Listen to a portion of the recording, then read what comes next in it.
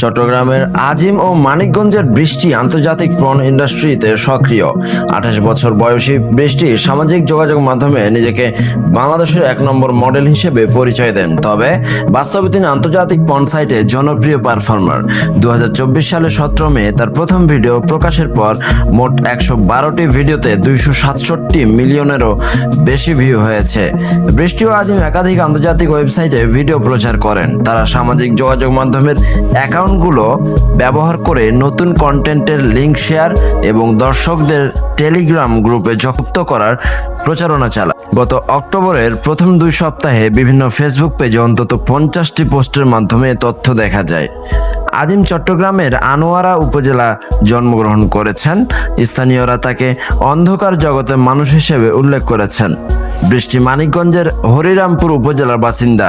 তার প্রথম স্বামীর বাড়ি থেকে দীর্ঘদিন আগে বিচ্ছিন্ন হয়ে তিনি আন্তর্জাতিক পর্ন ইন্ডাস্ট্রিতে কাজ শুরু করেন। দুইজনই দরিদ্র পরিবার থেকে উঠে এসেছেন, তবে এখন সামাজিক মাধ্যমে তাদের জীবনযাপন বিলাসবহুল।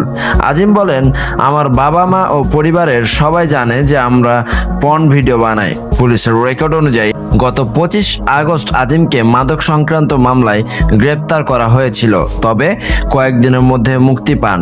তারা আইন শৃঙ্খলা বাহিনীর নজরে না এলেও বাংলাদেশের পর্নোগ্রাফি নিয়ন্ত্রণ আইন 2012 অনুযায়ী এ ধরনের কার্যক্রম ফৌজদারি অপরাধ। তদন্তে দেখা গেছে বৃষ্টি নামের টেলিগ্রাম চ্যানেল খোলা হয়েছে, যা যৌথভাবে তারা পরিচালনা করেন। চ্যানেল ও সোশ্যাল মিডিয়ায় নিয়মিত ভিডিও লিঙ্ক শেয়ার করা হয়। বিভিন্ন পোস্টে তারা আয়ের স্ক্রিনশট ও নগদ অর্থ দেখিয়ে নতুনদের উৎসাহিত করেন।